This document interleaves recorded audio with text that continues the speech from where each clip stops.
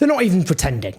8 Israeli politicians belonging to the political parties forming Israel's government, who sit on the Foreign Affairs and Defence Committee of the Knesset, Israel's parliament, have come out and explicitly endorsed genocide. Now, this is important. It's important because genocide, of course, is clearly being committed by the Israeli state in Gaza. By the end of 2024, that became a consensus from the Israeli-American professor of genocide and Holocaust studies, Omar Bartov, to the likes of Amnesty International with their detailed report.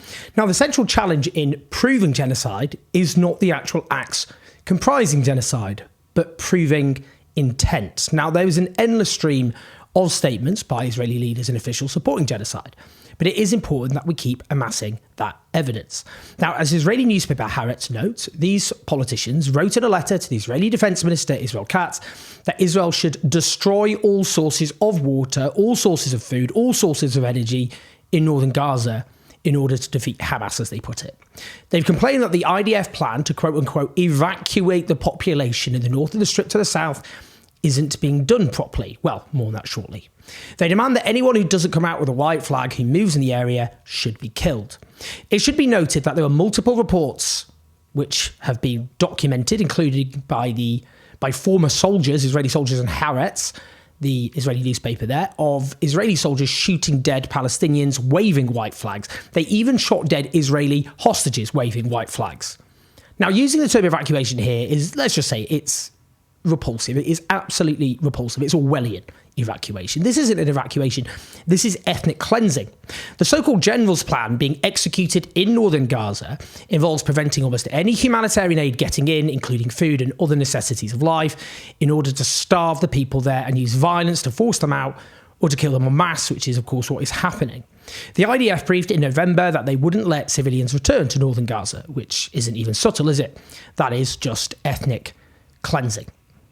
Now, it should be noted that the 1948 Genocide Convention prohibits the public incitement of genocide, and Israel legislated for that in 1950. It still remains on Israel's statute books, carrying a theoretical death penalty. In other words, even under Israel's own laws, it is a capital offence. Now, these politicians, of course, openly demanding the destruction of any source of food, water and energy, that would mean killing every single person in northern Gaza, quite literally. It should be noted that in practice, as well as aid being prevented from getting into northern Gaza, the Israeli military has sought to comprehensively destroy Gaza's domestic agriculture and food production. Indeed, the brilliant researchers at Forensic Architecture have estimated that 83% of Gaza's plant life has been destroyed, for example. It's worth just considering what's happening to northern Gaza in particular right now. Much of this I discussed in my column for the Scottish newspaper, The National.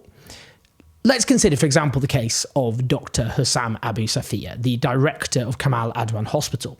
That had been the last remaining major functioning hospital in northern Gaza. That is, of course, until Israel's military marched in, switched off its oxygen machines, drove out its medics, its half-naked patients, and even emptied it of its babies out into the cold and burned much of it to the ground. The Israeli army had already butchered his 8-year-old son Ibrahim in a drone strike on the hospital 3 months ago, which he speculated was a punishment for his refusal to abandon his post. Even then, despite this hideous trauma, he remained, even as his hospital was besieged, starved of basic necessities needed to function, until he's pictured walking through ruins towards an Israeli tank. But here's the thing. Israeli authorities lie, and they lie, and they lie, and they lie again. For days, they denied he'd been detained, leaving his surviving family in a terrible limbo. Israel, you see, has been practicing, on a mass scale, the crime against humanity that is forced disappearance, which literally countless Palestinians are victims of. We don't know who they have detained. Now, in this case, after a massive campaign, they finally confessed they had detained him, going through their usual claims. He's a terrorist, a Hamas officer. Baseless accusations they have a history of throwing around like confetti. After all, Israeli leaders and officials we know have repeatedly made clear that they regard all Palestinians as having collective guilt in Gaza.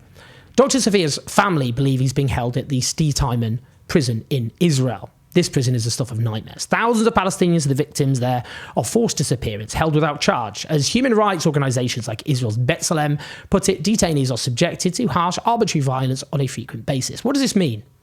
Sexual assault, starvation, denial of adequate medical care. We could go on. We know several cases of detainees tortured to death. One of them was the esteemed orthopaedic surgeon, Dr. Adnan al-Bush, in April. It's truly disturbing to say this, but necessary. But it's believed he was literally raped to death. You may recall footage of Israeli soldiers gang raping a detainee there. leading to a botched attempt to have them detained by the Israeli military. Now, this extremely rare event or Israeli police even, this extremely rare event was caused by a fear that the International Criminal Court would issue further arrest warrants for torture. This is because of complementarity, which is the ICC only intervenes if it is convinced that the domestic justice system won't deal with the issue itself. So this was just for show. In any case, that triggered literal pro-rape riots. What a thing to say, by the way, attended by Israeli government ministers. And clearly, those Israeli soldiers are not going to face any justice. Now, we need to talk about AbuSafia as an injustice in itself, but it speaks to something wider, the deliberate destruction of Gaza's healthcare system, which is a key plank of Israel's genocidal onslaught. The destruction of a healthcare system imposes a massive death sentence on so many people. It would impose a terrible death sentence on a country that wasn't in the state of violent destruction that Gaza is. According to the UN, 1,057 health workers have been butchered since the genocide began. Every single hospital in Gaza has been attacked. That is 36 hospitals, and most are no longer functional, while those remaining are barely operational, deprived of medical supplies, water, energy, and other fundamentals. Last October, the Israeli military declared that Al-Shifa Hospital was the main headquarters for Hamas's terrorist activity. They published a video showing a highly complex underground layer to make their point. When it was raided, no evidence was presented which in any way justified this excuse to attack the hospital. Well, Al-Shifa now lies in ruins. In the case of Kamal Adwan, the Israeli military produced 2 pistols and a knife. As a UN report found, Israel has implemented a concerted plan to destroy the healthcare system of Gaza, concluding this constituted a crime against humanity of extermination. Why? For the same reason Israel has destroyed 83% of plant life there. The point is to make Gaza unlivable. There's a little subtlety here. The so-called General's Plan called for northern Gaza to be emptied of its population using violence and starvation. That has been executed remorselessly. A genocide in plain sight. There is no excuse, literally zero, for anyone who denies this obscenity.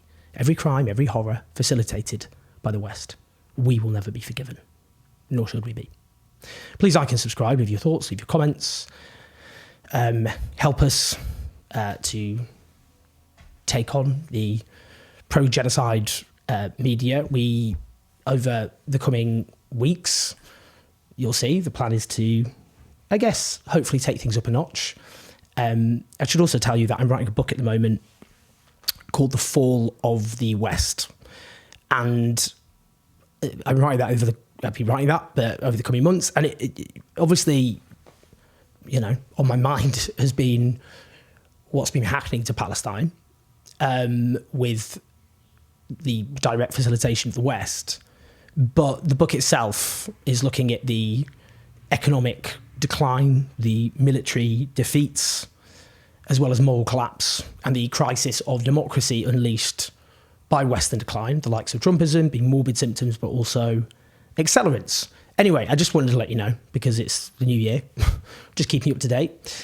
Obviously, it covers many things: Afghanistan, Iraq, economic crisis, the rise of various far-right movements, what's happening in Palestine. Anyway, I'll keep you updated with when that comes out, but I just want to let you know. Anyway, please like, subscribe, leave your comments, patreon.com/Jose84, and I'll see you in a bit.